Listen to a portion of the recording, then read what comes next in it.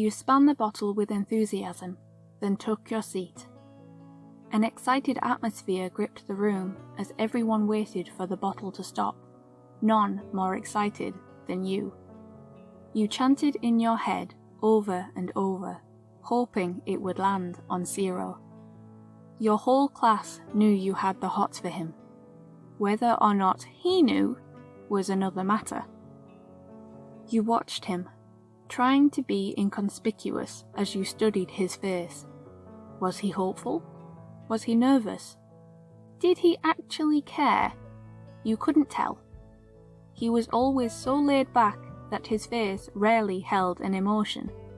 But Kaminari whispered in his ear, glancing at you every few moments. Was that a good sign? You weren't sure. Maybe Kaminari had spotted you ogling Sero and was trying to warn him of your intentions. Either way, someone, somewhere, was smiling down on you. The bottle stopped when it was pointing at Sero. Instead of loud cheers, the room fell almost silent with anticipation. Giddy eyes flickered between you and the black-haired tape user, waiting for either of you to react. Your heart was beating 10 to the dozen. You were thanking every lucky star for such a surprise. But it was Sero's reaction that caught you most off guard. He heaved himself up off the floor and stretched his arms out, wincing as his joints cracked, then threw you the biggest, warmest grin. "Stay there," he said, just as you went to stand up. "Let me do something." You found yourself speechless, wondering what on earth he planned to do. Your whole body was giddy with excitement, even more so when you saw his closest friends nudging one another knowingly. Ashido caught your confused expression and mouthed for you not to worry. By this point, half the room was alive with chatter, some with phones out and others cooing that you were going to get your wish. You wished they wouldn't say it so loud. If Sero hadn't known you had a crush on him before, he did now. But his expression didn't change. His eyes were still on you. His grin was still as wide. Then he angled his elbow so it pointed towards the ceiling over your head. Instinct told those closest to you to shuffle and stagger backwards. Instinct told you to shuffle and stagger backwards. But because he had asked, you stayed still. Sero invoked his quirk, shooting a length of tape at the ceiling. As it attached and stuck fast, he severed the end from his elbow so that it dangled like a rope from the rafters, swaying gently just in front of your face. You weren't sure what was happening, but even Ashido had her phone out now and was pointing it at you. But your focus was on Sero and his warm grin, his poised stance, and the way he hadn't taken his eyes off you once. With the confidence of a seasoned gymnast, he strode forwards, taking his gaze off you just long enough to check where the tape was. He gripped it in both hands, grinned at you, then pushed himself off the floor with a kick, taking the weight of his entire body on his arms and shoulders as he flipped himself upside down, gracefully tangling his legs with the tape to hold himself the wrong side up. As the others cheered at the gymnastic display, you flinched as he dangled precariously above your head, waiting for him to fall. But once his legs were in the air, you could see the strength of his upper body. Every muscle tensed to keep him still and secure.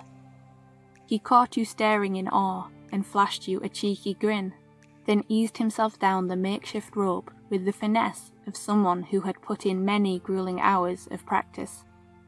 He came to a stop with his face in line with yours, his black hair almost brushing the floor, but by the positioning of the tape overhead, he could not reach you.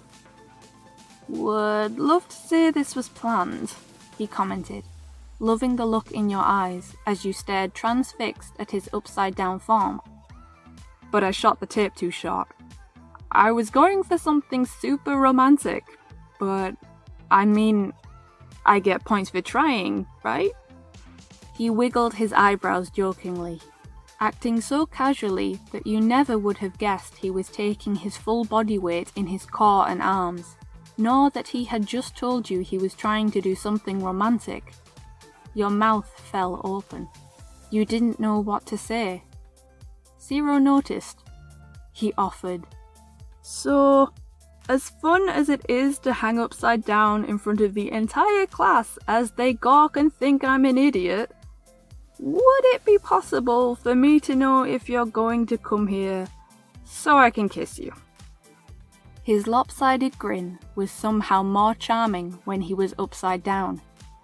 You didn't care that there were 19 sets of eyes watching you. Hearing that Sero wanted to kiss you made you scoot closer to him until your noses were aligned and bumping. His smile grew, if it were possible.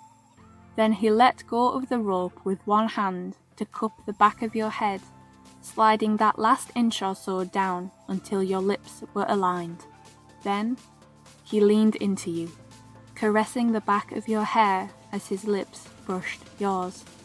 Gently at first, but as you leaned into him, cupping the sides of his face to hold him still as he rocked with the tape, he kissed you more fervently, pulling you closer, finding how deeply he could kiss you from his upturned position. It was a sensation unlike anything you had felt before, and unlike his normal laid-back demeanor, you could feel the hunger in his kisses. As this was a moment that had been a long time coming, your classmates were good enough to let the two of you be lost in it until your breaths were labored and your lips tingled with overuse. When Sero pulled away for the final time, he kissed the underside of your nose, then breathed against your lips. "Maybe we could hang out after this?" You could hardly breathe, let alone speak, but that did not stop the airy laugh escaping your lips at his terribly placed pun. His arms began to shake, threatening to have him topple down onto you if he did not right himself soon. He asked you to scoot back, so you did. Then with a great heave of his legs, he untangled himself from the tape, swinging them down to hit the floor with a gentle thud. Some of the others clapped at his nimble poise, so he gave a curt bow, then wholly turned his attention to you. "Now then," he said, scooping you into his arms like he hadn't just zapped his strength from holding himself upside down. "My room or yours?" You buried your shy smile against his chest as your classmates cheered.